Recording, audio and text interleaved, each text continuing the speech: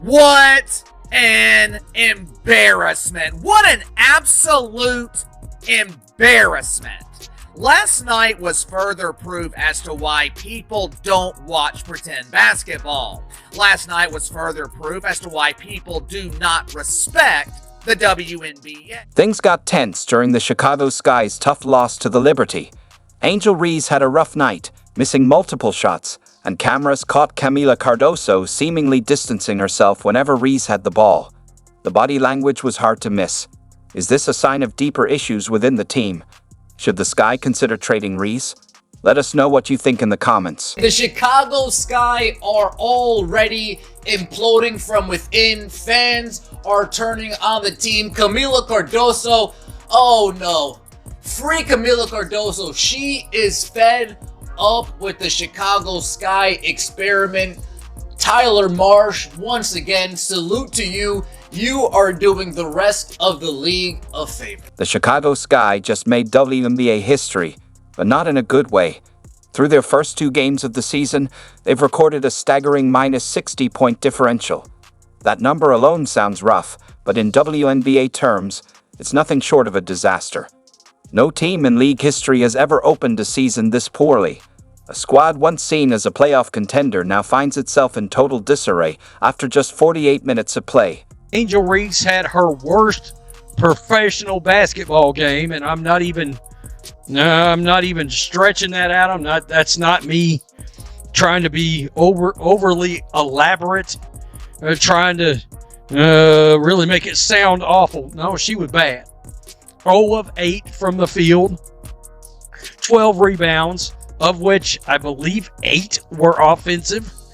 It was a terrible showing. Do you know what a minus 60-point differential really means? It means the team is losing by an average of 30 points per game. In a league where most matchups are decided by single digits, that kind of margin is staggering. It raises serious questions about whether the Sky can even compete at this level. Even the worst starts in WNBA history don't come close. The previous low was around minus 40. That makes Chicago's current start 20 points worse than anything we've ever seen before. Chicago Sky fans are officially going to war. They can't stand Tyler Marsh. Let's start here. Worst plus minus in all of the WNBA is, in fact, you guessed it, Angel Reese. 9 out of the 14, bottom 14 are Chicago players. How is Angel running point guard going? 5 turnovers, 0 assists. I don't see Tyler Marsh winning the Coach of the Year. The game against the Liberty said it all. A clear reflection of how far the Chicago Sky have fallen. New York came into Chicago's home arena and delivered a dominant 99-74 win. But what made the loss even more painful was the way it happened.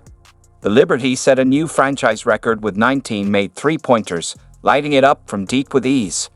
Meanwhile, the Sky struggled mightily, shooting just 36.2% from the field as they watched New York drain shot after shot from beyond the arc. I thought Angel Reese was dedicating this season to winning. I thought she was focused on carrying the Chicago bravado to the promised land of golden toilets and bathrooms with running water. Hey y'all, it's me, Angel Reese! I'm dedicating this season to victory! I'm struggling to understand the end destination of this journey. I'm struggling to understand the winning that Angel Reese is talking about. Because 2 games into the season, the Chicago Bravado are losing by an average of 30 points. They're getting their ass kicked. This wasn't how it was supposed to go. The Sky entered the season with real playoff hopes, especially after acquiring Ariel Atkins in the offseason. The vision was clear. Combine Atkins' shooting with Angel Reese's rebounding to build a team ready to contend. But just 2 games in, those hopes have unraveled. Instead of chasing a postseason berth, the team is now facing early criticism and calls for change. The gap between preseason expectations and the harsh reality couldn't be more glaring. Sky's minus 60-point diff is the worst through a team's first 2 games in WNBA history. It's real bad. Of course, last night we saw this, of course, is the stat patter extraordinaire. Of course, this was Angel Reese. She got blocked, I don't know how many times, by Jonquel Jones, who just wore her ass out. By the way, all them blocks when she got the ball back, that's an offensive rebound. Certainly maybe the most embarrassing WNBA clip of all time. It's up there, unfortunately. For Angel Reese, there's many of those over time. The numbers say it all. This team is struggling on every level. When you're missing shots and giving up record-setting nights to opponents, it's more than just a slump. It's a system failure. Offense is a problem, but the defense is just as concerning. In games like the blowout against the Liberty, frustration builds fast. Players were visibly upset, and the cameras caught it all. We'll talk about Kamilla Cardoso's reaction in a moment, but first, just how rough was Angel Reese's night? Angel Reese, last night against the New York Liberty, one of the worst games she's played as a professional, takes that out on the referee. Angel Reese went scoreless from the field against the Liberty, missing all 8 of her shots. But that's just the beginning of her offensive struggles. Through the first 2 games, she's shooting just 5 for 22, a percentage that would concern even a high school coach. And these aren't tough, contested shots. These are looks that a pro is expected to make consistently. Are you starting to understand why I make fun of this league? Are you starting to understand why the WNBA struggles to draw an audience based on the product on the court? There are missed shots, bad plays, but in the NBA, missed layups are the exception, not the norm. Last night, Angel Reese played 27 minutes. Angel Reese had 12 rebounds, with 8 coming on the offensive end. 8 offensive rebounds. Angel Reese went 0 for 8 from the field and scored 2 points. 2 points in 27 minutes. Here's where things get really tough for Reese. Her biggest struggle has been finishing at the rim, converting just 4 of 17 shots within 5 feet of the basket, a 23.5% shooting rate. But simply, she's missing 3 out of every 4 shots right under the hoop.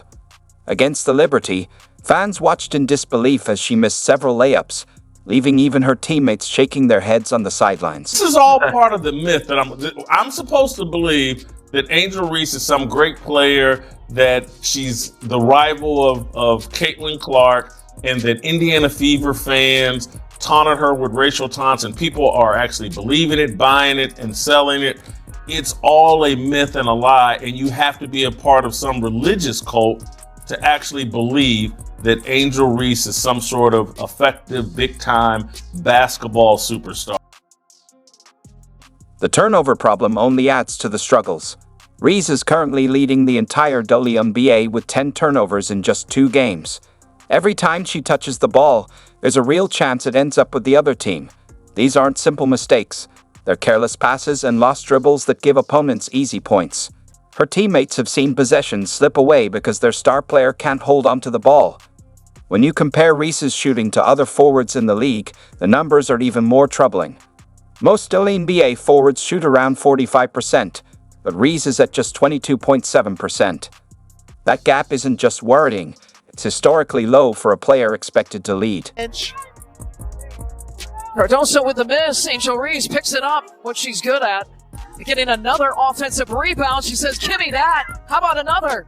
Persistence trying to pay off. Jones gets a piece. Angel Reese won't give up. Jones with another block. Angel Reese can rebound and has an attitude and has trolled Caitlin Clark into some sort of relevance. And there's this racial protection of Angel Reese. Somehow she's important, and somehow anything that bad happens to her, because I'm sure what we're going to hear is like, well, she's struggling offensively because of all the stress she's dealing with.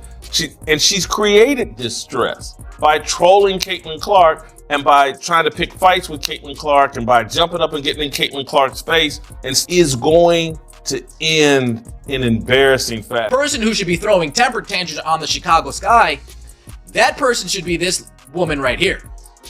That person should be Kamilla Cardoso.